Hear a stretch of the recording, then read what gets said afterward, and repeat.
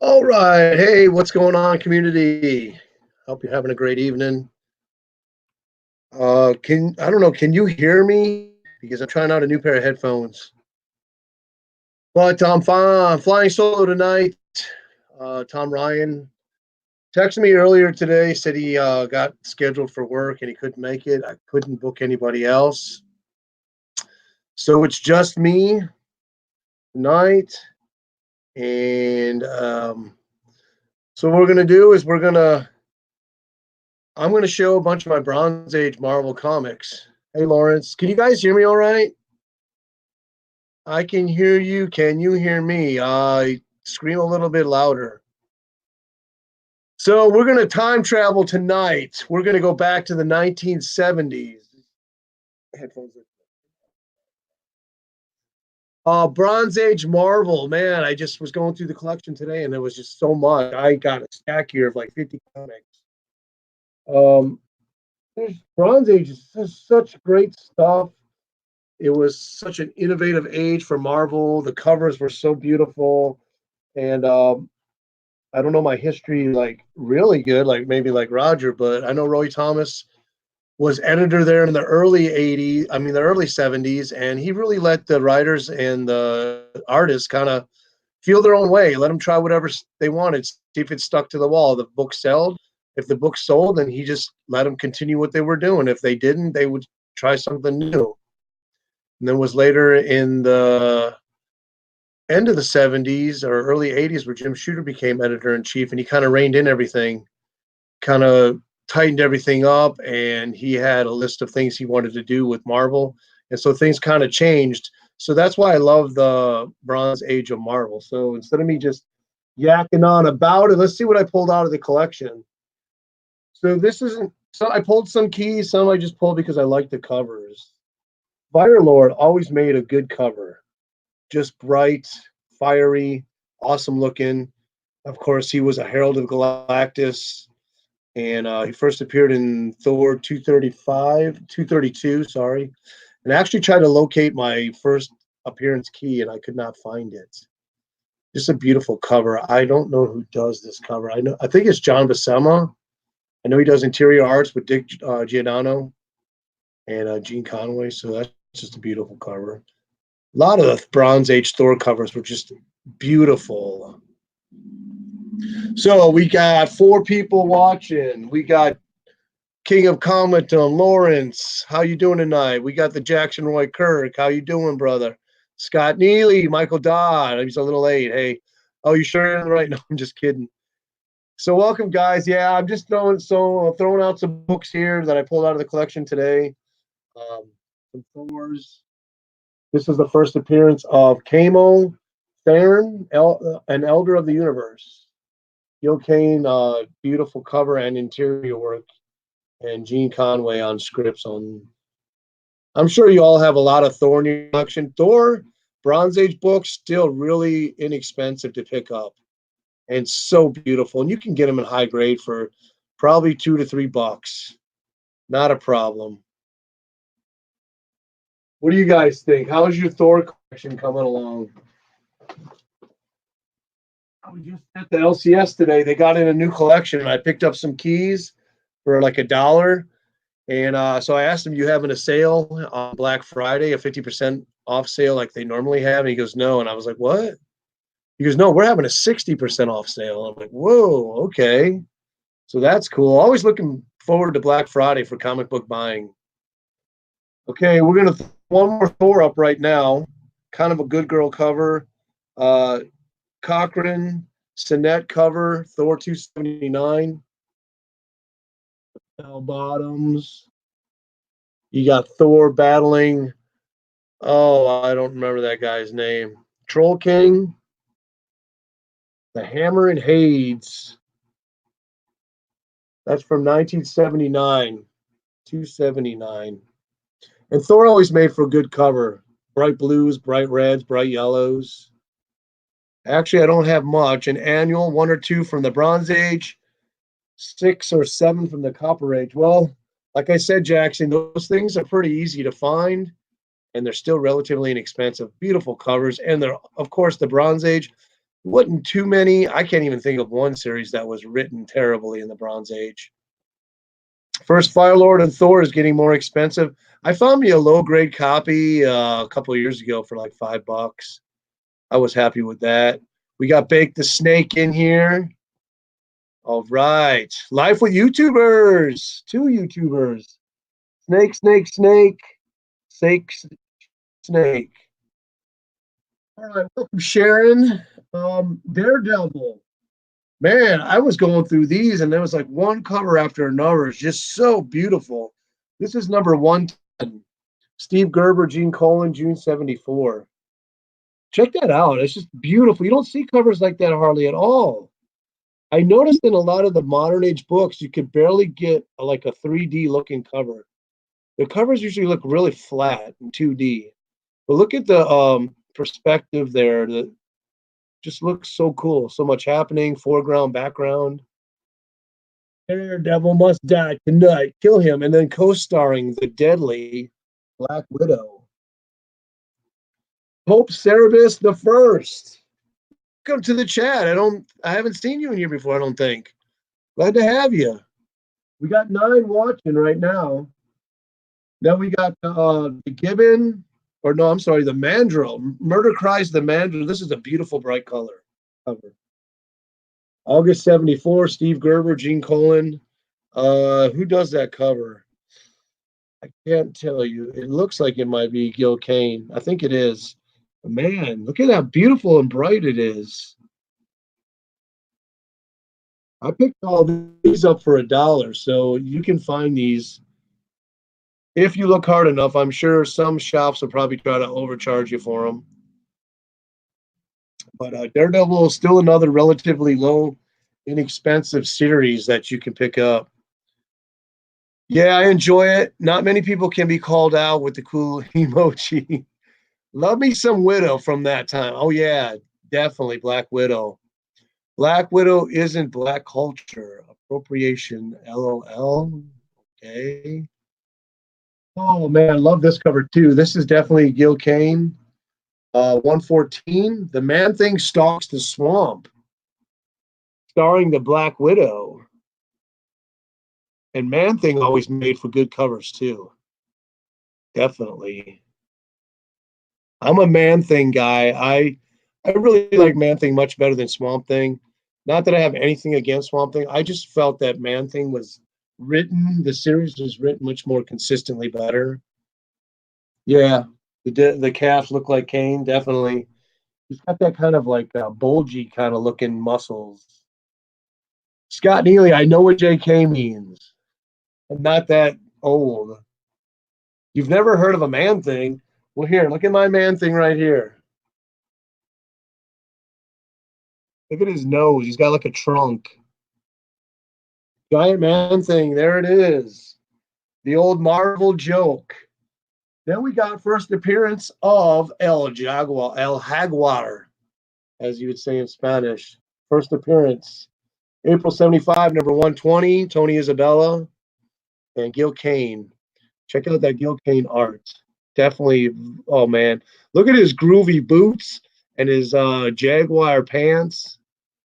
He's like a Rod Stewart of the supervillains. Gerber did good work on the Man Thing, as did Klug. Oh, definitely.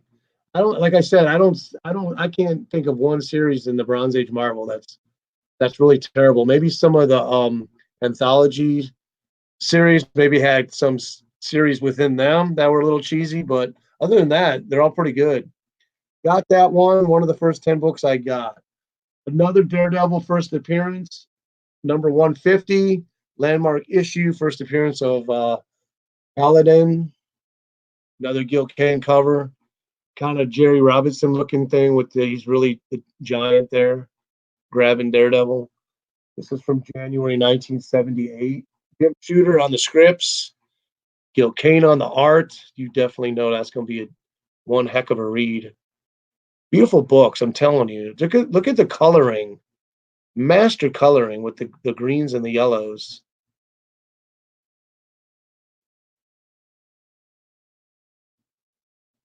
And I just picked up a second copy of this and then read it again. Really good stories. Got early Bullseye in it. Number 146. Gil Kane cover again.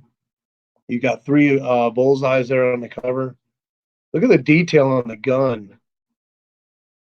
That's definitely a big club, Gil Kane club foot right there. Big old, like, it's like he's wearing galoshes beneath his boot or something. Remember the remember the galoshes your mom used to get you that you put over your shoes and then you wore them to school and then you quickly took them off when you got outside the house because you didn't want to be embarrassed? That's what they look like.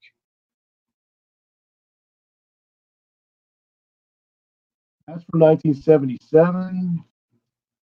Oh, so I got a few in here from the 80s at the end of the Bronze Age. I just picked this up for $2.50. Daredevil 174, first appearance of the Hand, and cover appearance of Elektra. That may be her second or third cover appearance. Frank Miller, of course, on scripts and art. Nice high grade copy. It had a little bit of a bend right here. It wasn't color breaking, and I pressed it out. So this is like a $25 to $30 book. Got it for $2.50. Happy to get that. Kind of thought I wouldn't really get these Miller keys anymore because of I really don't like to pay $20 for a book from 1981. Yeah, the Gordon Fishman boots. Hey, Kevin Durden, my friend from right down the road. He's in here. Hey, how you doing, Kevin? And they copied my foot from the Teenage Ninja Turtles. Electra looks cool. Oh, I always loved Electra, especially on the Daredevil Netflix series. I didn't like her last name though. It sounds like Nachos. Nachios. Dollar book I picked up about 20 years ago. Strange Tales number 181. Jim Starlin cover. Second appearance of Gamora with a clown. Look at the detail in that. It's beautiful. Warlock, of course. Madness Monster. Strange Tales 181. Okay, another 80s key. I've got, like I said, 3 or 4 in here. How'd I throw that one in? First appearance of the black suit. Yeah, it is. If I have it and it's in a black suit, it's the first appearance. So I have this one. I have Secret Wars 8, so I count them both as first appearance. This is a Marvel Team Up number 141. Nice iconic cover. Um, and it says who does this, I forget, but I can't even read it because it's in black. Remind me who does that cover. But that's iconic. You can spot that cover a mile away. You know right away what it is. You've seen it so many times. Another kind of a little bit of a key Marvel feature presents number 11. Oh man, I didn't put the date on this. Crime Monster. Enough said. Hulkverse Thing. Probably from like 1973. I had to guess. 71, 73, somewhere in there. I got this off eBay. It wasn't that expensive. I think I paid $12 for it. Maybe $4 shipping. So I got like $16 in this. It's a pretty nice copy. Like it's like a 6.0, 6.5. But you can't go wrong. Classic battle between Thing and Hulk. So if you joined in late, Tom Ryan had a change in his work schedule. He emailed me or he texted me this afternoon, said he couldn't make it. He apologized. He's going to try to be on maybe next week. And it'll be awesome if we can get him on here. So I decided, you know what? I'm going to fly solo today. Another key book. This one I got from my friend Surf Blue. If you're not subbed to him, check his channel out. He sent me this nice high grade copy of, is it this one he sent me? Of Godzilla the Monster, King of Monsters, number 1. Happy to have that. So I just got this earlier this year. Kind of trying to get the whole series. It's not too many issues. I think it runs like to 11 or something like that. That and number 12 led up to Marvel 2-in-1. Nice Godzilla. Now I need to watch the new movie. Yeah. I was just looking at a red box and I didn't pull the trigger on it. Used to love the thing, read a lot of 2-in-1s and back in the day. I should put some of these up on the screen. It's easier to put them up when you're not flying solo when you got other people talking. This is a X-Men key. Someone asked if I had any. Oh, you said Godzilla ran 24 issues, Michael Dodd said. Number 109, X-Men first appearance of Weapon Alpha. First time Wolverine is referred to as Weapon X. Chris Claremont script, John Byrne art. And then it has companion issue in Alpha Flight, where John Byrne reworked the cover.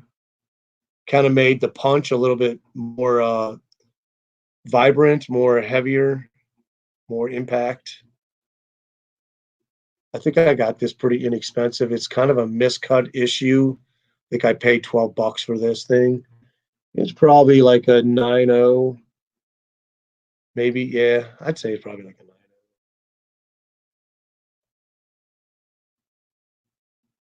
Another X-Men, number 125. Dramatic Return of the Phoenix. Beautiful Cochrane cover, I believe. Maybe Cochrane and Austin, yep. Harry Austin on inks. Beautiful Phoenix cover. Have not seen the Dark Phoenix movie yet. Is it any good? Have you guys seen it? I'm kind of leery of watching it. But I haven't even seen Captain Marvel yet. I haven't seen Venom yet. But I want to see. I haven't seen Guardians of the Galaxy 1 or 2 yet. Want to see those pretty bad. I've been looking around for used copies. Probably gonna have to end up buying. I can get them pretty cheap on eBay. I think 1 and 2 for like $10 or $11 with shipping. Life with YouTubers says she has no desire to see what Dark Phoenix. I thought I would hate it, so you liked it. Okay. This book I got for $1 right before it got hot. This is probably like a 9.2 copy, and it needs a little bit of a clean. I could probably bring it up to a 9.4, maybe a 9.6 if I can get the dirt off it. Turtles number 1, 1977 of July.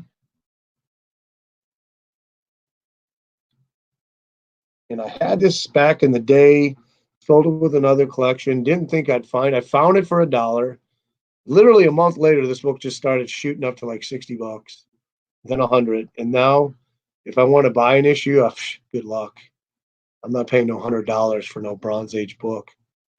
There ain't no Bronze Age book worth $100 in my opinion. GOT, it was number 1 was good. Yeah, I know. That's why I want to see it.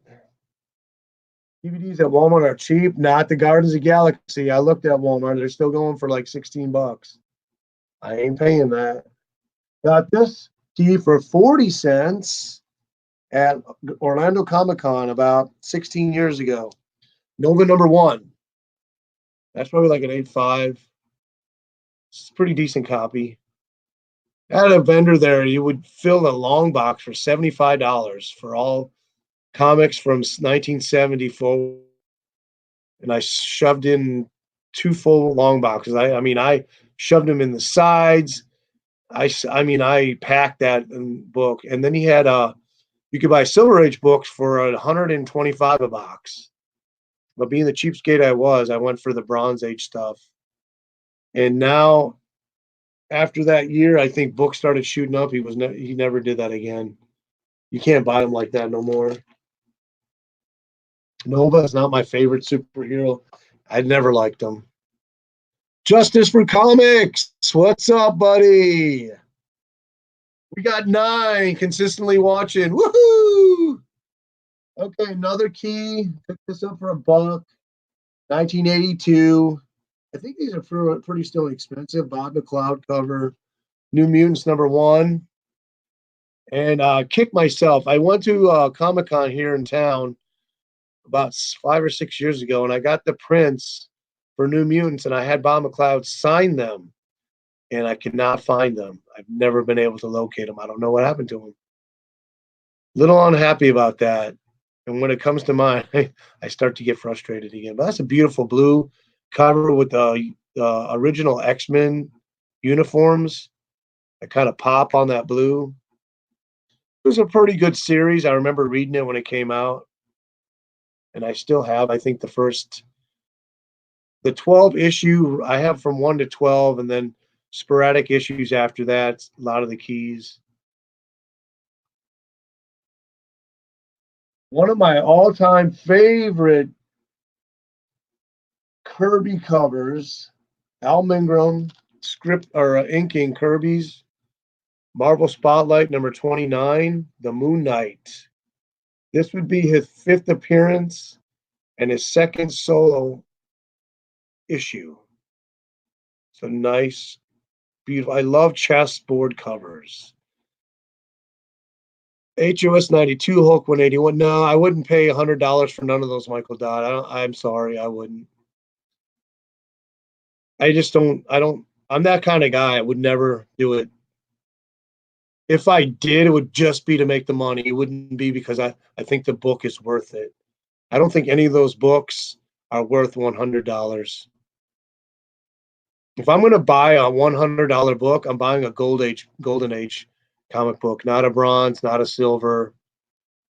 That's just me. Those prices are inflated. People pay too much, and don't get me going on that. Yeah, they go for 1,000, but they're not worth $100. They're not to me personally. Maybe in the market value, yeah, I can't disagree with that.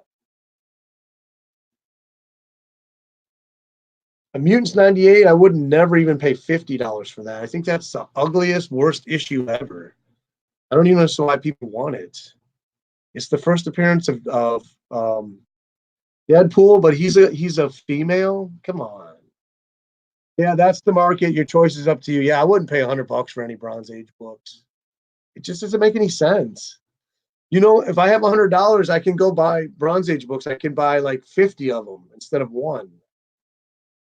Moon Knight, Life with Two YouTubers. I sent you some keys now on that Moon Knight issue number 1, and I sent you another key. I don't remember what it was.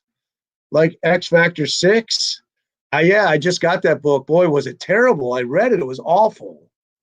And I crossed it off my list because I was never going to pay the price for that book. It's just not worth it. I have all Scott Neely says he has all the 30-issue New Mutants.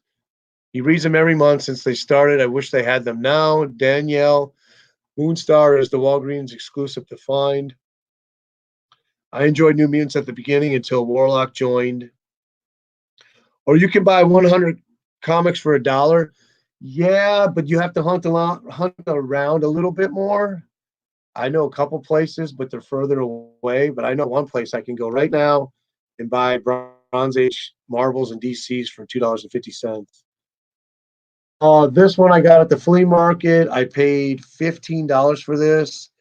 There were a lot of collectors there that day because it was a holiday, and this flea market is huge on the holiday.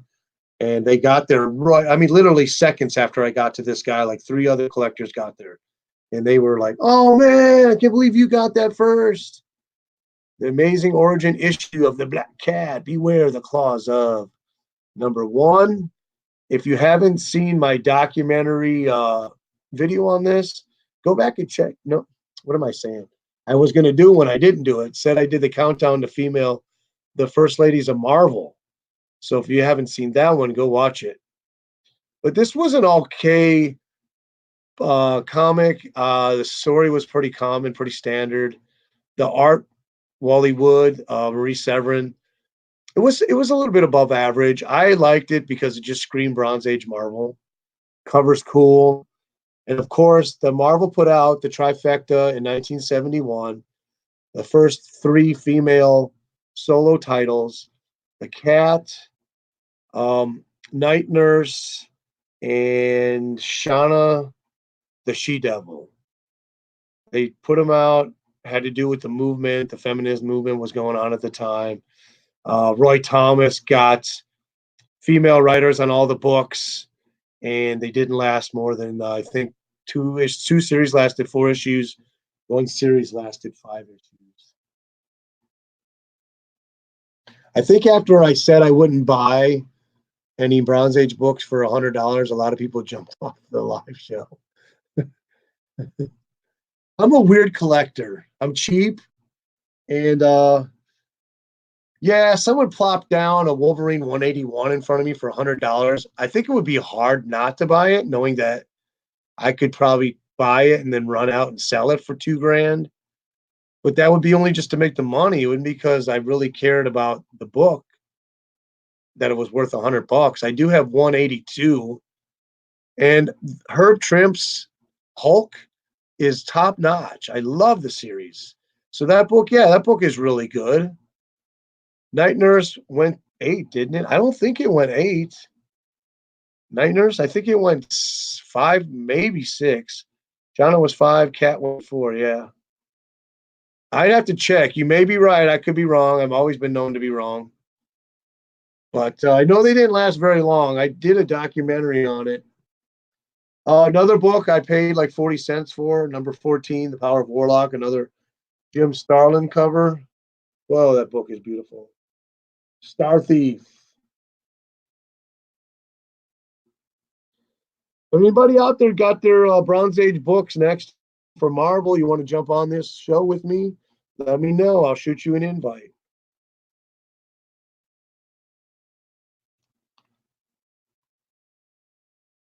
I hope my computer don't die. It says it's not charging. I don't even know where I got this. I'd seen it at another LCS though. They wanted $20 for it. I don't know if it's worth $20. Unless it's like 9.8. This is probably like a 9.4. Black Goliath #1. I believe this is from 1978.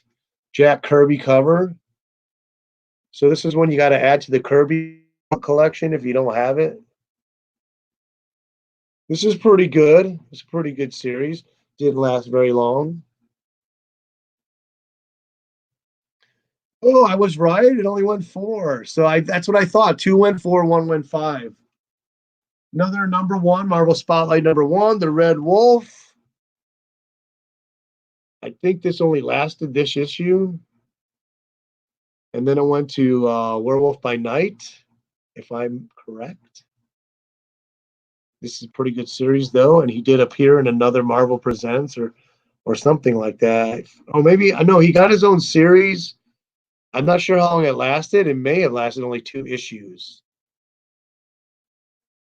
This is 1970. This is right on the beginning of the Bronze Age. I know Bronze ended in 84. No, 86. But why is that the cutoff? Is it because of Crisis on Infinite Earths? I think so. I don't know. I mean, who you talk to, for me, I don't know. I feel like the Bronze Age ended probably like 82, in my opinion. But that's just me. I think the modern age of comics started in 83 and lasted to 2006. Or no, 2007. That's the way I see it. I mean, it doesn't go with consensus. We can all have our own different opinions. I mean, really, the dates are just more of a guide than anything because there's no real reason that you need a solid cutoff for those books. They just kind of describe what was happening at the time, the changes in the industry, changes in the world that affected the comic book collection. Wikipedia says 84. I know a lot of sources that say 86, but Wikipedia, they're always right, so you got to go with Wikipedia. End of the Bronze Age varies. Opinion, usually 83 to 85. That's what I thought. See, in my opinion, I think it's 83. There seemed to be a different change in the way that the books were handled, written, distributed. You had the direct market becoming a really big influence at that time. I think that had a lot to do with the change in the era of comics more than Crisis. I think Crisis was the second factor in that. Jackson Roy Clark said Red Wolf went to 9 on his own title. Wow, because I bet you those number 3s to 9 are pretty low runs, that are low print runs, because I have really never seen them. I like 86 as the cutoff. Now, Pope Cerebus the First, tell us why. Why do you like it? I'd like to get some opinions on that. I was wondering if there was an event that ended it, like the kind of DC was killed by New 52. I I think, in my opinion, guys, tell me if you agree with this or not, that it was the direct market. The direct market became the bigger seller for comics at that time, around the like mid 80s. Then the newsstand, you had the comic shops were popping up all over the place. You had smaller printers that became comic book publishers, like Pacific, Malibu. There's probably a bunch more I can't even think of right now. Michael Dodd says he thinks Crisis was the biggest influence, because after Crisis, then books changed. Yeah, but that was only for DC though. That wasn't for Marvel. So how would you how would you use that if it was only for one publisher? Yeah, Wikipedia said that Crisis ended it, but that doesn't make sense in my opinion, because that only affects DC. It doesn't affect Marvel. How did Crisis affect Marvel? There was no BMA. Things are different. I didn't read that comment up here. There's always a year of two a transaction. And see, I believe the modern era of comics have been over in 2007. And then 2008, you had the first, the real first MCU movie.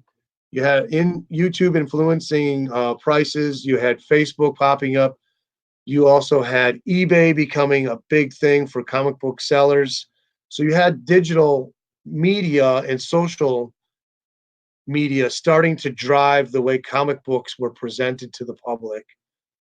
Prices, selling, um, affecting the keys and stuff like that. But yeah, so let me see. We got new comments.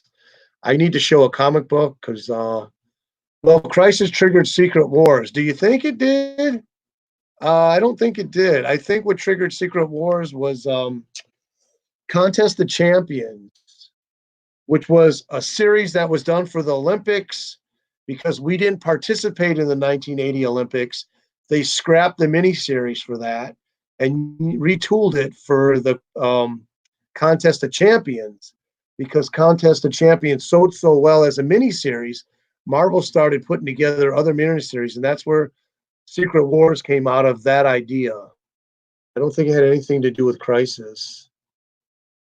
Now, if I could be wrong, uh, the cinematic age, well, I call it the digital age or the Mercury age, since we're using metals to define all the ages.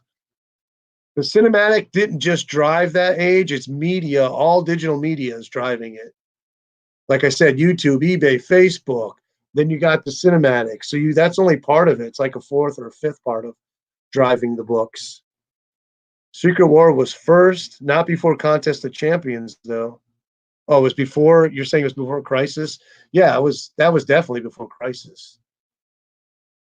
What year was New Mutants #1? 86. I think it was 82. 1982 was New Mutants #1. Tin Age is gone, man. That's old stuff. We don't even use tin anymore. Okay, how do I remove this banner? There we go. But I like the idea though, the cinematic age due to Iron Man, birth of MCU. Like I said, that was part of it. A big part though. It was driving only the Marvel keys though, not the DC keys. Okay, I need to show a comic, man. Oh, first solo appearance of Moon Knight, Marvel Spotlight #28. Don Perlin cover and interiors, Enter the Conquer Lord. Not my favorite Moon Knight costume, but it defines the time. One of my favorite books of the Marvel Bronze Age. This book, man, is so pricey nowadays. It's unbelievable. That really sucks that, it's hard for newer collectors to get into the Bronze Age good stuff because the prices are so outrageous.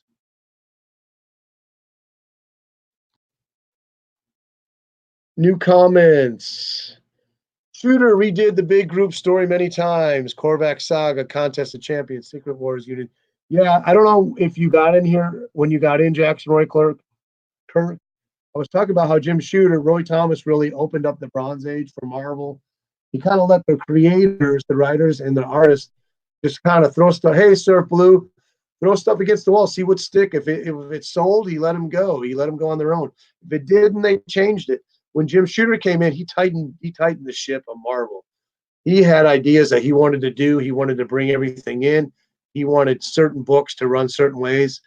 And he was a big influence in a good way, but he also had this idea when he came in that he wanted to kill all the major characters. All the like Steve Rogers, he wanted to kill Don Blake, Stephen, Doctor Strange. He at one point told the creators to kill Fu Manchu in Masters of Kung Fu. I think it was Steve Gerber or Dave Munch. And they said, we're not going to do it. And his editor in chief, he goes, what? He goes, yeah, we're not killing Fu Manchu. And he goes, you better, or I'll fire you. And he goes, we can't kill him. We don't own him. He's not even our character. Fu Manchu is licensed to Marvel by somebody else because he was created back in like the 1920s. It was just, I got an issue of Comic Book Interviewer, I think it was. And I had all the Bronze Age writers and artists in there. And they were just telling about how the Bronze Age was when they were there, stuff that happened. It was a pretty cool. I ended up giving it to Roger Metarog. Crazy prices, crazy price increases affected the whole marketplace to an extent, not just Marvel. That's, yeah, definitely. Bronze Age is my childhood. And what up, Super Dave Metal? Yeah, I just talked about you, Dave. I showed one of the books you sent me. You weren't here, man. I was telling everybody, go sub you up, man. All right. Another first appearance now that's going up. This is not it. This is Marvel Spotlight 17. I think it's Marvel Spotlight 12. His first solo, Satan, Son of Satan. That book is just skyrocketing now. I think they're doing a series on the Disney streaming service, if I remember correctly. But I picked up a bunch of these. And these, I don't know, these still may be relatively cheap, except for number 12, the Marvel Spotlight run on Son of Satan and his own title. What a beautiful Gil Kane cover. Another character with bright reds and yellows. This was a 50-cent bin find. I couldn't believe it. I mean, it's pretty low grade, but Marvel Spotlight number 3, I believe it's the second appearance of the Werewolf by Night. Plume cover, Thing in the Cellar. Marvel Spotlight number 3. Look at that robot hand right there. You got Bride of Frankenstein looking chick. You got the werewolf back there. I got this home and I actually thought it was Werewolf by Night number 3. And I saw a Spotlight and I was even happier. We got 9 in the chat. We got Steve here. What's up, Cohart? I always felt the bronze ended when Robin became Nightwing. I don't know why. I had to work. We all got to work. We all got to work. One of my favorite covers out of this run, original Guardians of the Galaxy and Marvel Presents number 10 with Starhawk on the cover. Love that cover. I always thought the original Guardians of Galaxies are much better than the ones that they have today, and even in the movies, because they were a much more colorful and diverse group, I think.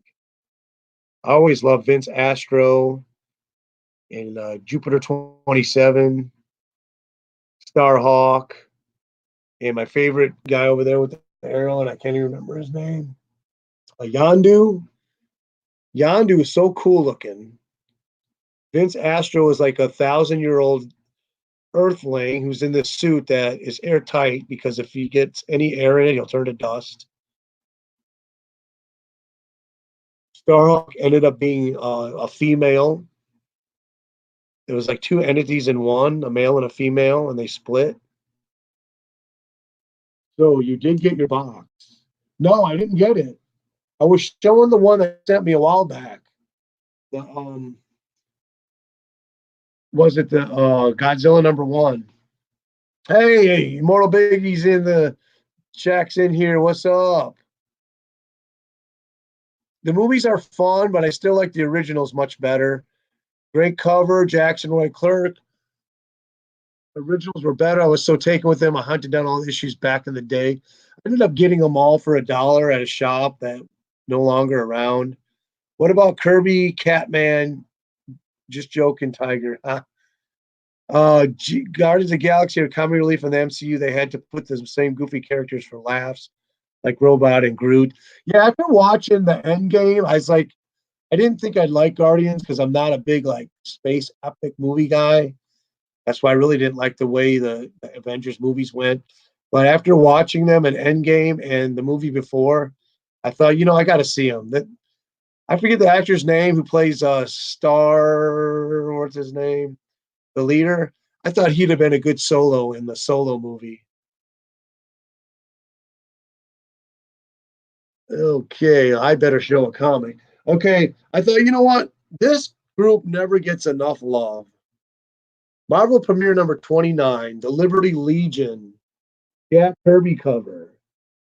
Bucky leads the super team. You got Wizard, you got Red Raven, Thin Man, Bucky, Miss America, and I forget the other guys. Guardian? No. Dang it. He's the name of Blue. What's his name? I can't remember. Blue Colt or Cobalt? No. Blue Diamond, I think it is. Is it Patriot? What's this guy's name? Right here. Is that Patriot? I forget this dude's name. The snow guy. Is that the Marvel Justice League? No, it's not. Okay, Steve. Where's Steve at? I love Disney. Marvel Premiere #5, Doctor Strange, The Clutching Hand. I believe this is the first solo Doctor Strange since the Silver Age. The Lurker and the Labyrinth. And Frank Bruner cover. Bruner, man. Another amazing artist in the Bronze Age. There's so many amazing artists. Sapphire, Blue Sapphire. It may be, I think. Before Squadron Supreme. All right, where's that I love Disney guy again? We got 10 in the chat. Steve just picked up a copy of this recently. Howard Warlock, first solo Warlock. In Marvel Premiere #1. Gil Kane cover. Classic Bronze Age Gil Kane cover. Look at that. Just, whoa, just powerful.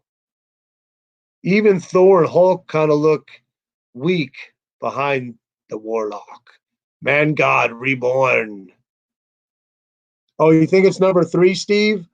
That's right. Because I didn't think I had it. Well, there you go, Steve. There's your book right there. Oh, I had to throw in this one. Marvel Chillers #5. The Werewoman, Tigra. I say Tigra. Who says Tigra? Tigra sounds too modern. Tigra sounds more ferocious. Tigra sounds like a rapper, a female rapper. Tigra. I like the cars that go boom. Nice furry bikini. Well, she's got the skull right there, or the cat head. I think it was a skull later on. She got the teeth hanging there from the bikini bottom. Big blazing issue. Red Wolf. Don't dare peek at our shocking final page. Immortals. Biggie. Warlock 9 is his favorite cover. can't even picture 9 in my head. Tigra is sexy, but you spelled it wrong. She was Cat originally. Yep. Greer. What was her first name? Greer something. And then we got Avengers 113. Buckler Sinet cover. We got Wanda and the Vision. Young men shall slay visions. You killed him. World, you killed the man I love. And I'm going to make you pay. I never really understood the Scarlet Witch's powers. It was like they're so vaguely defined. If someone came up to me and said, "What are her powers?" I couldn't tell you. She throws a hex and does something. That's all I can say. Nelson, Greer Nelson, right, right. It was the costume change, Tiger. Nice. Hey, Justin Rican, Rodson, what's up? Nice to see ya. We got 10. We're up to Avengers number 114 with Mantis and Swordsman. Is that her first? Is that her first? That's not her first appearance. Some of these books, I got to look them up and check out the keys and write them in the back. Night of the Swordsman. Beautiful cover. Oh, these Bronze Age covers are just so awesome.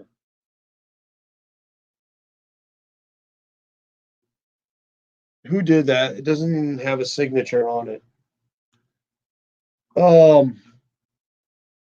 This one is awesome. 117. I got all Avengers issues now. We're gonna be doing a bunch of mystery supervillain. Right there, you see his arm. You got Sub taking on Cap. Golden Age stuff right there. Number 117. You got the floating heads. Wanda affects probabilities. Avengers 179 was my first one. You were a virgin before that? Avengers Defenders War. Are you a key app guy? I'm not a key chaser, but if I'm in the vicinity going through something and keys are there, I'll try to get them for the right price. I never really chase keys ever because that gets expensive, and I just like to go through bins and find stuff I like. My thing is get it cheap, find it cheap. Now, like for instance, I had $100 on me a couple months ago. I was in LCS. When I was working, but I'm out of work now for like 6 months, but I was working. I got a tip. I had $100 bill.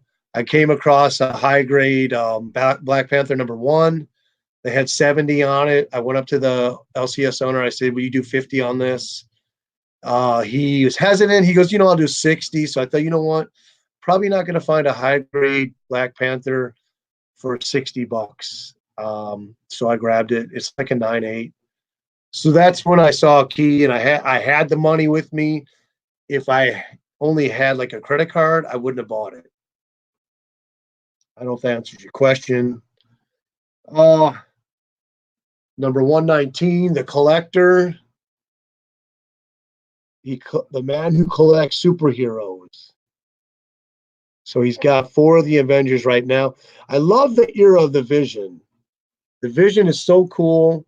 I love how the storyline started, how they took Power Man, Simon Williams' essence, they put him in the android, and then they came along and Black Claw resurrected Wonder Man, and then what's his name? Grim Reaper got involved because he's his brother, and he couldn't take the fact that the Vision had his brother's essence, and he tried to take it back out of the Vision and put it back in his brother. That whole kind of storyline going on in the background. The Vision was just always this cool character back in the Bronze Age. I think once he got up to the Copper Age, he wasn't as cool anymore. Wasn't as done as well. Yeah, Wonder Man. Here we got Claw, number 126. That's what I hated about the Black Panther movie, that they killed off the Claw in the first 30 minutes. I almost felt like walking out of there after that. Here's a character that's been a supervillain in the Marvel universe for almost 30 some years, maybe 40 years when the movie came out, and they kill him off in the first 30 minutes of the first film he's in. I was pretty upset about that. I don't know. That's weird. I don't get it. I mean, I just don't like what they do with these characters. Can't lose with Avengers. Number 127, beautiful Gil Kane cover, Havoc in the Hidden Land. So you know that Kazar's in here. Fantastic Four, the Inhumans. Just a nice Gil Kane cover with Thor coming right out at you out of the cover. You got Black Bolt in the background. Always love Black Bolt's costume and Nighthawk's costume. I actually was a bigger Defenders fan than I was Avengers. I got into Avengers a lot later. I was more into Defenders back in the day. So here we got number 130, Titanium Man, Radioactive Man, the Crimson Dynamo, the Slasher. Exactly, Michael Dodd. There wasn't an innovation anymore. I think the MCU, by the time it got to the like Copper Age, had really started to get on the precipice of being too big, too much going on, and so innovation was just not there anymore. You had to adhere to a lot of storylines and cross books with editors, had to make sure that their characters were being done justice. There couldn't be a lot of crossovers. There couldn't be a whole lot of really a lot of new stuff done. Kind of like it was slowed. The creativity was slowed down. Yeah. This was what I was talking about earlier. Look at a lot of the new modern covers and notice how they always look flat, 2D. There's not a whole lot of depth to the picture. I don't know if that has to do with the paper, the printing process. Rarely do you see any books that show a lot of depth. I mean, look at this. Look at the depth in there. Foreground, background. It's just, I don't know if it's the medium that changed that because they're using a lot of computers now. But I always notice that when I look at this is the origin of the vision. So this is a key, number 134. I noticed that with modern books, almost all the covers look very flat.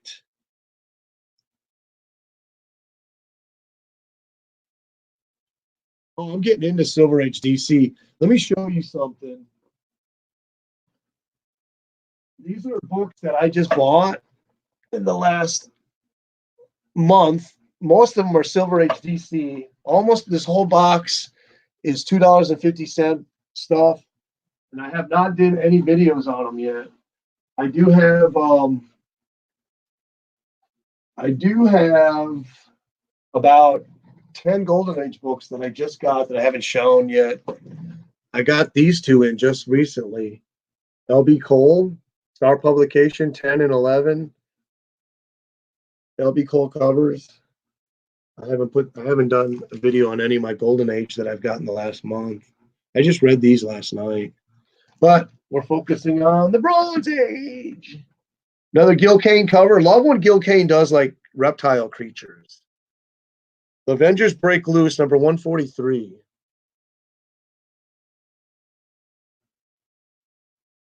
I just love his scaly reptile creature skins that he does, and fins and stuff like that.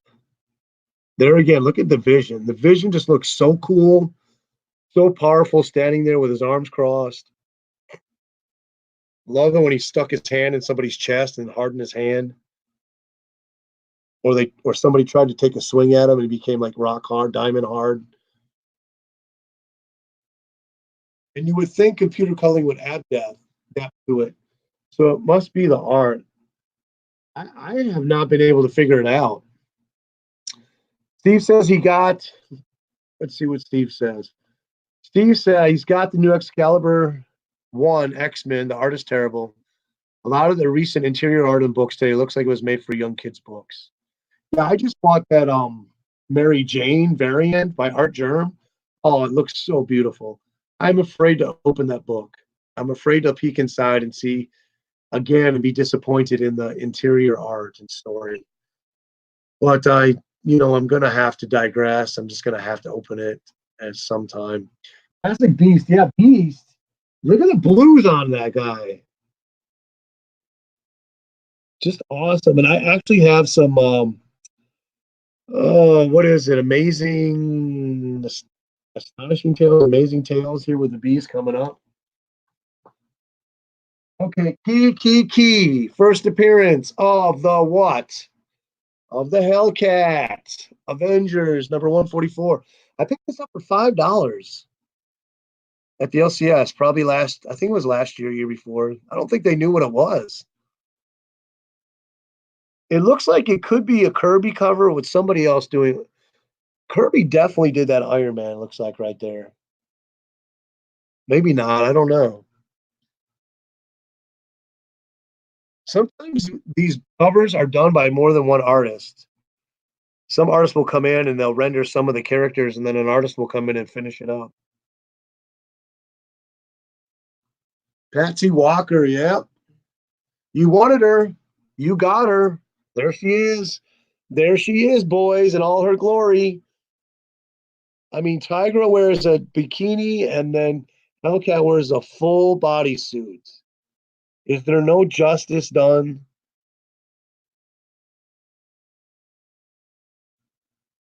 Another Gil Kane cover. Avengers 146. The better to kill them with. Another cool character was Hawkeye. Boy, did they push Hawkeye around the early 80s. They really pushed him hard. He was the leader of the Avengers. He got the Avengers solo. He got his own solo.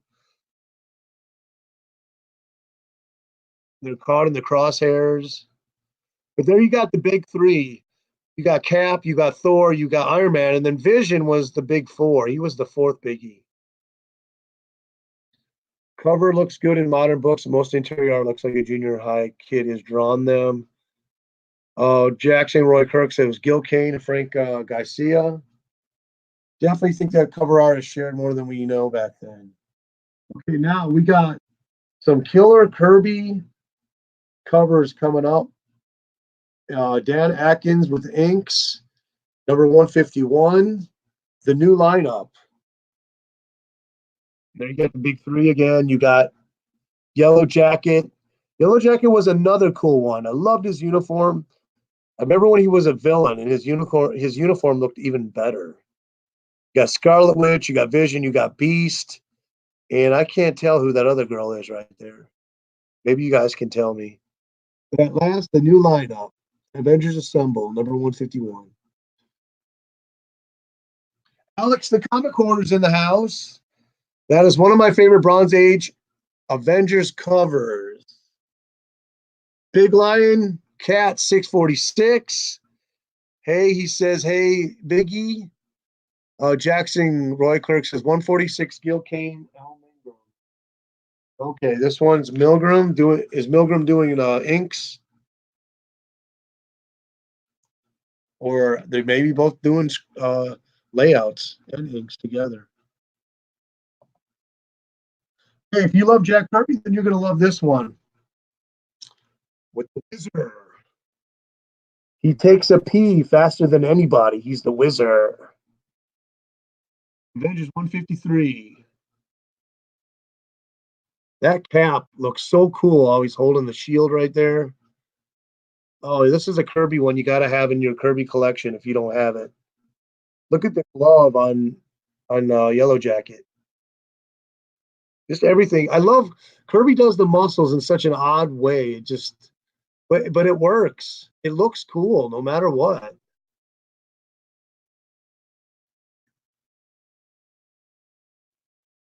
This looks like a collaboration cover. It's definitely Kirby on layouts. I don't know who else.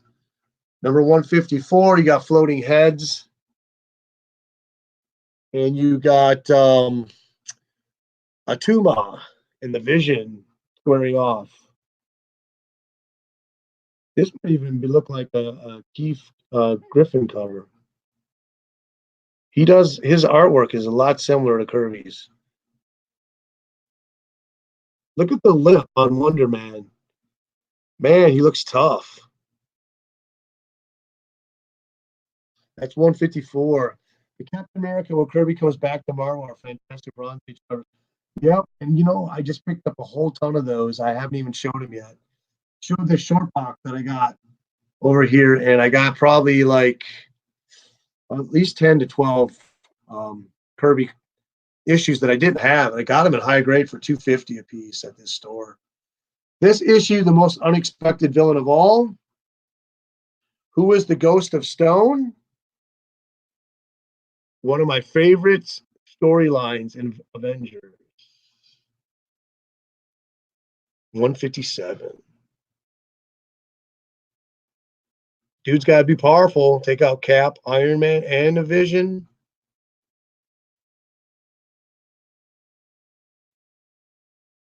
No, this is another classic Kirby one. If you don't have this one, it's a must-have in your Kirby cover collection.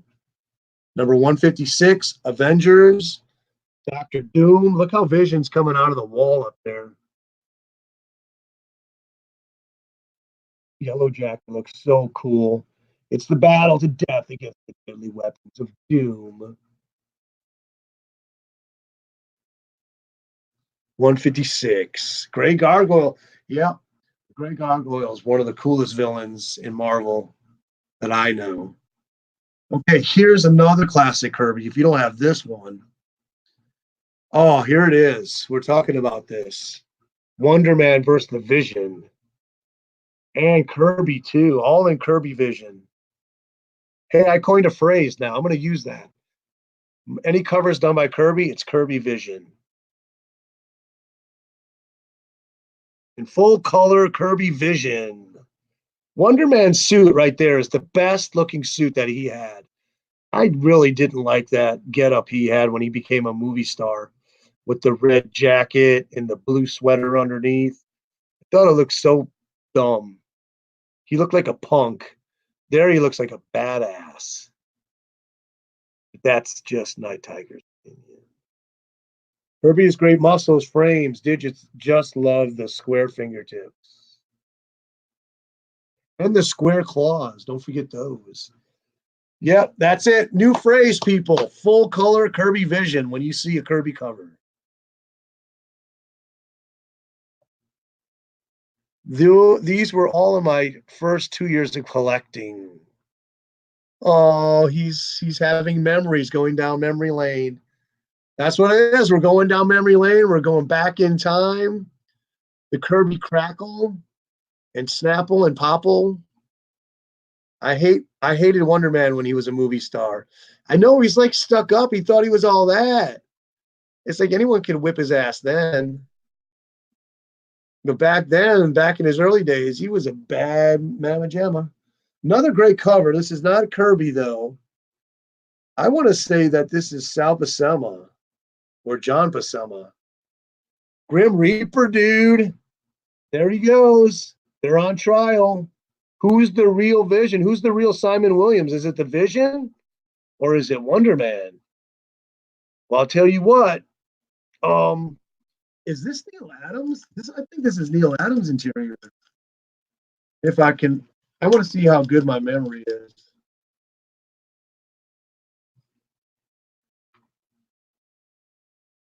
George Perez. Aha, it's George Perez and Jim Shooter. I knew it was a great artist. I couldn't remember who it was. George Perez, man. Early Perez. Look at the Sith right there. You always like that. They started out the comic like, okay, it's been a good day. And we finished battle from yesterday. Everybody, let's just go off and have a good weekend. And then there's always like this villain lurking in the background. So something's gonna snap soon. They lure you in, like they're all chatting around. And all of a sudden, there's like a little shenanigans going on in the shadow, and all of a sudden, boom! And someone busts through the wall. Half the Avengers are gone on vacation, and there's only a handful there. Oh, I love those issues. Roger's not going to be happy you missed that. So let me tell you something, guys. I told Roger he was out of town. He went to Atlanta with his wife for a conference. Um, I told him go to this store, Book Nook in Atlanta. You won't be sorry.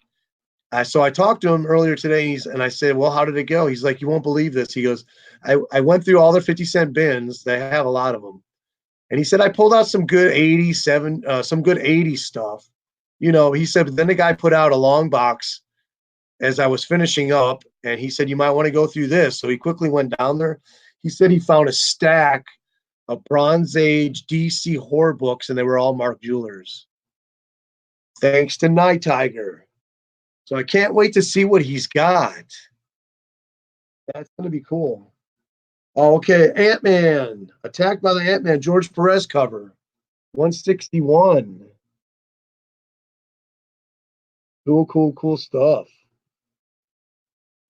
And then here, George Perez burst on the scene, not too far behind John Byrne, and we had another great artist on our hands. And that's 161. Perez was great on Bronze Age Avengers and FF. Yeah, I don't remember too much of his FF stuff. I remember Burns. What issues on FF did he do? Perez Shooter, great team. Avengers 165, Power of Count Nefaria. Who remembers this storyline? This is another classic classic Avenger storyline. You remember the splash page at the end where Thor shows up and all this crackling thunder?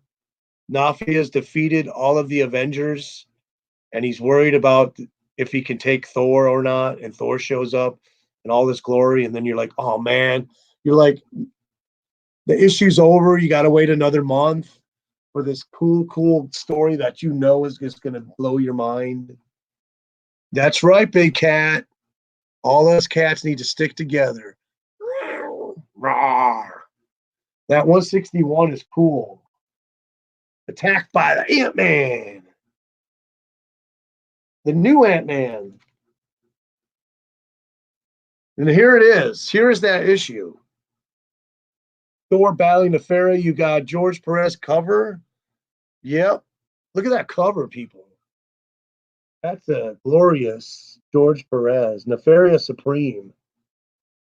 He's like Superman. If you haven't read this, he's like almost identical to Superman. He has heat vision, invulnerability, can fly. He's got the cape. Look at the Thor's hammer just bounces right off his chest. And you're like, you gotta see this. If Thor can't defeat him, then what? That's 166. Track it down, read it, and be happy. Run 71 80th. I have to go back and check my issues on that. I'm an old man. Sometimes my memory just is real bad. Behold the Guardians of the Galaxy and the Avengers title. 167. Is that first Guardians of the Galaxy meet Avengers? Another George Perez cover. George Perez, he's known for the detail. Look at all the characters in this cover. 1, 2, 3, 4, 5, 6, 7, 8, 9, 10, 11, 12. You got two teams, two full teams. Two more Avengers issues. I only put this one in because this is my favorite of all time female Marvel characters. Don't ask me why. Number 170 with the Jocasta, the bride of Ultron.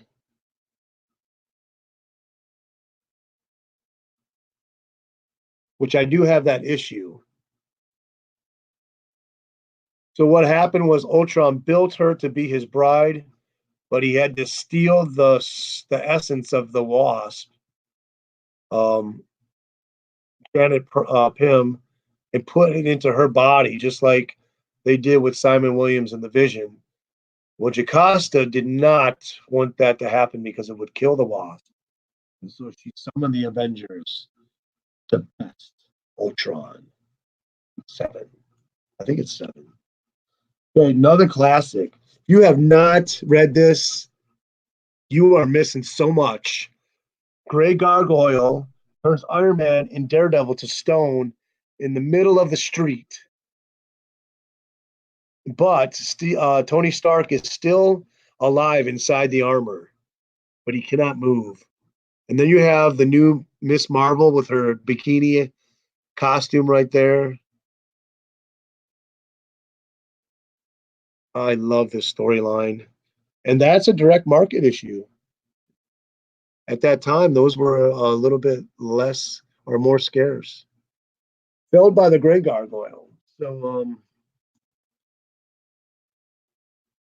it's 9:30, man. We're heading on to an over an hour. This is a reprint of Marvel Superheroes number 18, is it? First appearance of the Guardians of the Galaxy. This is Gene Colan art. I have to tell you guys, Gene Colan, when he drew this, was probably just doing superheroes for the first time because the art is really terrible. It seems rushed, very undefined in a lot of panels, really rough. But this issue holds its place in my heart. I do have the first appearance, the actual first Marvel Superheroes one, but this is just a cool reprint. I don't know how many people know about this. It's Astonishing Tales, number 29. I guess it's a filler, they probably didn't have anything original ready to go, and so they threw that in there as a reprint. Sawyer Flips, what is going on? Welcome to the show, man. Thomas Churchill, he says that was a great storyline. Oh, was it ever? There's just some storylines that they stick because you're like, oh man, I remember that. Novad 1966. How you doing? So many characters on every covers back then. Guys, we're tripping back to the past on Marvel Bronze Age stuff. I'm flying solo tonight. My guest had to work unexpectedly today. Well, hopefully we'll have Tom Ryan on next week. Alex, the comic order, I brought back let's see what he says. I brought that back in the day thinking it was the original. I got the original at a Comic-Con, so I didn't know that it was the first appearance till years later, until I started learning about the issues. But anyways, this is pretty tough to find. I think I've seen 2 in my entire time in the wild. So I don't know how scarce it is in you guys' area. In mine, it's pretty scarce. All right, so what can we do? We got to have some Deathlock. Rich Buckler, of course, character creation. Deathlock the Demolisher, Astonished Tales. Roger Medarog's favorite comic hero from Marvel, the Goodwill Principle. Nice cover. Love that cover. Yeah, Rich Buckler cover. Kind of reminiscent of Steranko a little bit, don't you think? Of the Strange Tales Nick Fury run. Oh, Spider-Man. What's Bronze Age without Spider-Man? He's the main moneymaker for Marvel. Always love this Gil Kane cover with Cyclone is his name. Love the blues.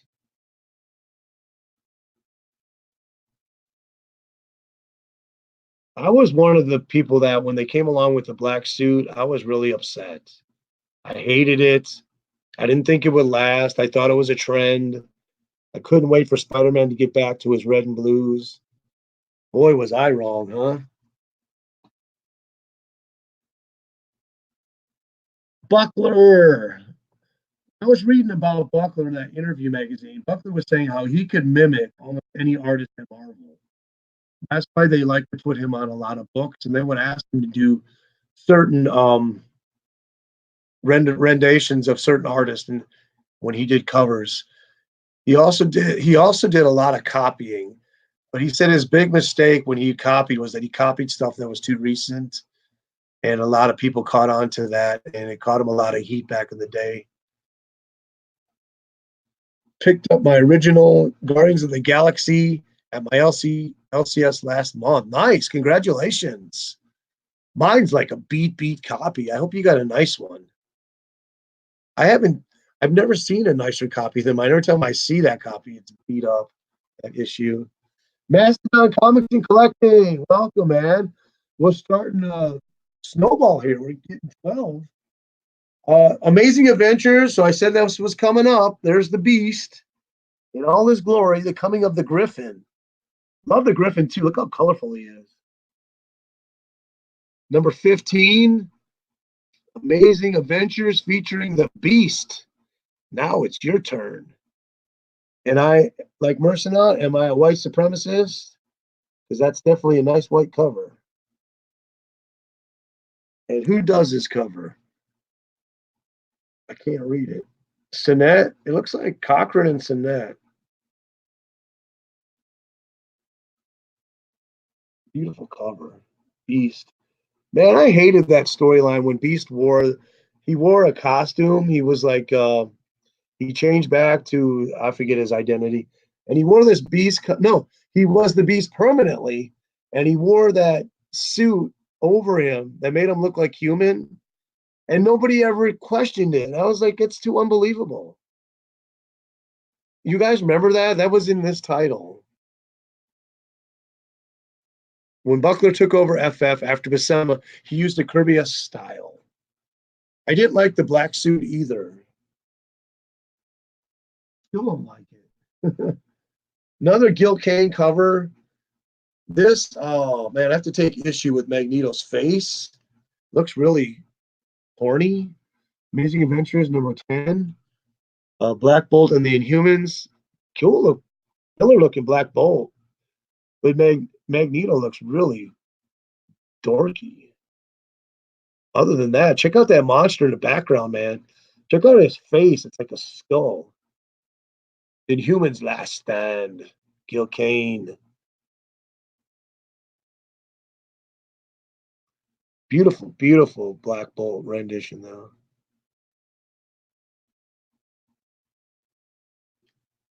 Beast cover. Pencils by Starlin. Inks by Joseph. Okay, Starlin. Yeah, his signature is so small, I can't make it out. Man, I can't believe I'm going to go through this whole stack. I didn't think I would. I picked this up at the flea market. Man, the guy tried to sell this to me for like $20. And I said, man, look at this book. It's low grade. I said, there's no way this book's worth 20. And he's like, well, how about 12? And I'm like, how about 8? But I bought a bunch of other books, so he's like, okay, I can do it for 8. But it's issue number 1, Amazing Adventures and Humans and the Black Widow. You got to haggle, guys. You got to haggle. I mean, the worst they can do is say no. I haggle the crap out of these guys at the flea markets. You know, if you go back and you spend quite a bit of money, they'll know you. They'll know that you're going to plop down money, and they'll be happy to work deals with you. This book is just so beat up and bad, but you know what? It's number 1, and I got it. Some more Amazing Spider-Man. The Gibbon, number 111, with Craven the Hunter. Spidey, the Gibbon, and now Craven the Hunter. It's action all the way. Is that Ross Andrew? Won't these guys sign these books, these covers? That may be. Oh no, that's Ramita. That's got to be Ramita. 111, and you got your square panel covers.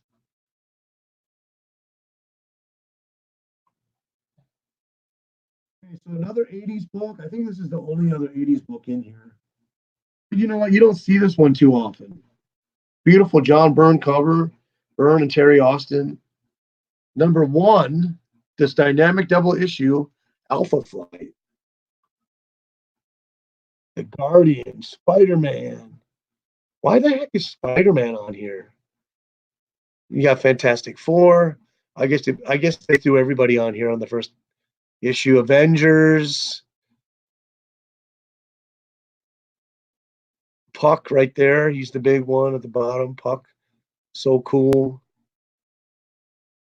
Shaman, however you say it, Sasquatch. Is it Guardian or Vindicator? You got um Aura, North Star, and Snowbird. I remembered them all. Yay!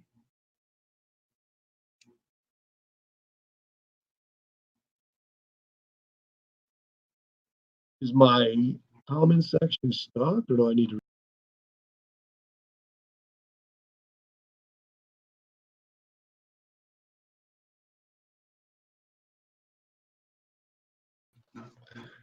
Yeah, I'm back.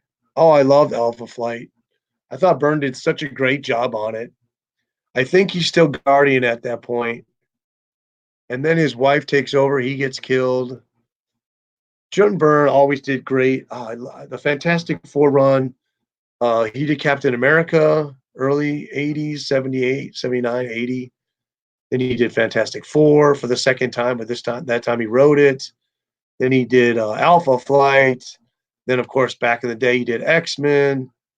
So much good Byrne stuff going on. I picked up these recently.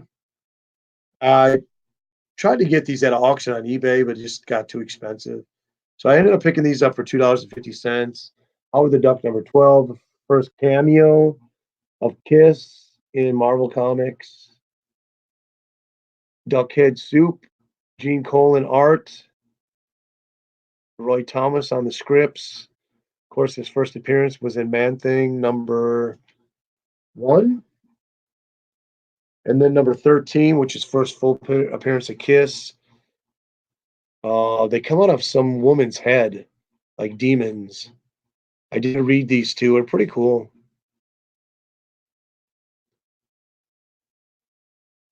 Yeah. Can you still buy that Alpha Flight for less than $5? I don't know. The I love Disney Comics as Superman. Okay, Steve, what does that mean? Superman. I'm Superman. Another Guardians of the Galaxy. This one has the Silver Surfer on it. Marvel Presents number 8. Battle of the Badoon. I always love those curved legs like that on Silver Surfer. Check it out. Yondu's got his big old uh, mohawk thing going on. His mohawk fin. Fear 19 was first Howard the Duck. There he goes again with his man thing. So we got the third appearance of the Defenders in Marvel feature. Is that a Gil Kane? I don't think that's. Yep, that is a Gil Kane. I think the inker kind of makes it less look like Gil Kane than it really is. What is that creature's name again? He's got a weird name. Oh, forget it. I think it begins with a Y. Yamu or Yama or something like that.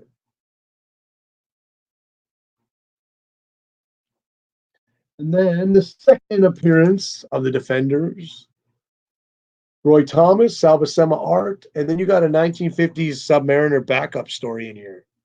Nightmare on Bald Mountain. So at this point, it was just Doctor Strange, Hulk, and Submariner and the Defenders. Oh yeah, that's right. Zemnu, the Titan. Very good issue. This one is the one of the crossovers that has the DC characters and Halloween costumes. I think it is, if I remember correctly. Gotta crash. We'll catch the replay. Have a great time, night. Nova Matt, have a good night, brother. We're about to wrap this thing up, and it's coming to a perfect end because I got 5 comics left. I just picked this up off eBay. I just like Sunfire. I think he's so cool. Couldn't afford the first appearance. I mean, I didn't want to pay that kind of money. But this has a first appearance in it. It's the first appearance of Marika, the Japanese girlfriend to Wolverine. This was a pretty good issue. This is Cochran Austin cover, and then John Byrne art, Chris Claremont on scripts inside. So you know it's going to be good. February 1979. I think I paid like $12 for that with shipping. This one, another one I picked up recently. You may have remember showing it. I do have the second appearance of Fing Fang Foom, but this is the third appearance. But this is his second cover outside of reprints. Picked it up for $250. Beautiful, and it's not a Jack Kirby cover. I forget who does the art on this, but it's meant to look like Jack Kirby art. So the whole idea behind this series was that they wanted to get the feel of the Stanley Kirby monsters of the 60s. So they wrote and drew it just like Stan and Jack, they thought Jack and Stan would do. And they pulled off it. It was pretty good. Who the heck's I forget the writer on this. Yeah, Ayers, Dick Ayers, you're right, Michael Dodd, it is. So he tried to render Kirby style. I think he did a great job. This was really fun. Speaking of Mastodon Comics and collecting, I just found out Silver Samurai is Mariko's brother. I had no idea. I didn't either. That's one I got to pick up now. Silver Samurai. What is he? Is it in Daredevil? No, it's in Wolverine, isn't it? No, it's an X-Men. Silver Samurai appearance. If I'm wrong, let me know. Just bought this too for $1 at the Comic-Con. I had every issue but #1. This was a low grade. I picked up like number 2 through 10 for $1 in high grade, but this was the only one in low grade. So they were all upgrades for my other issues, and so I threw the other issues I had of this series into the comic box that's going for the next contest. This is #1. This was really good, and the artist and the writer I'd never heard before. I don't think they're too prominent in the whole Bronze Age stuff, but they did a great job on this book. And this actually has the key, or this is a key. This is the first origin of the Hidden Land. I looked it up on Key Collector app. They listed the volume 5 from 1982 as the first origin of Hidden Land. So I contacted Nick and I said, Nick, I think Bronze Age trumps Copper Age. What do you think? So he added it to the Key Collector app. So this is in there now.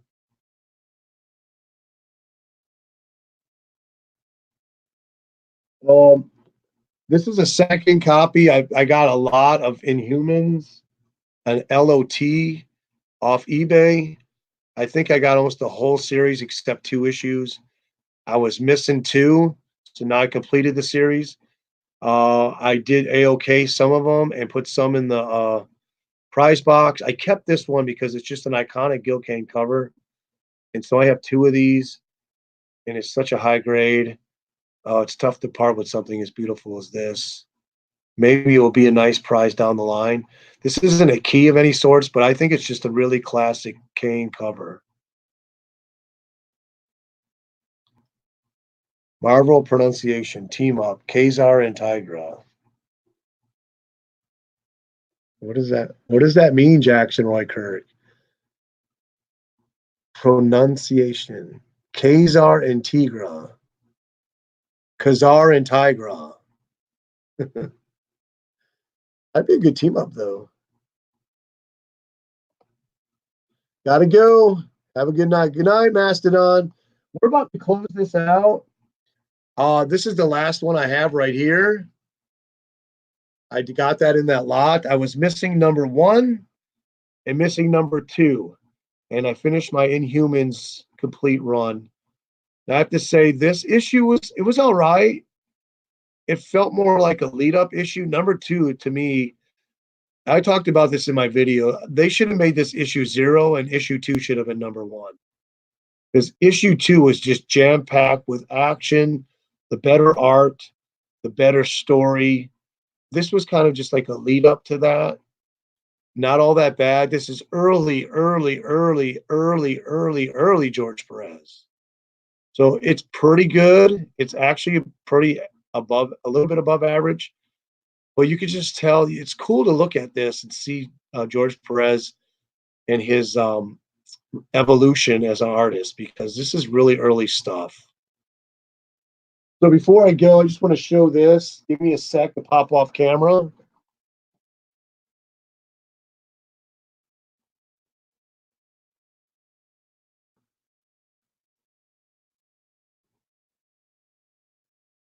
Here.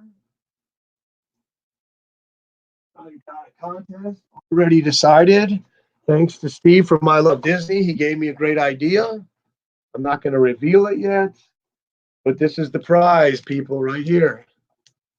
And I can just quickly show you a few things without, I won't even say anything.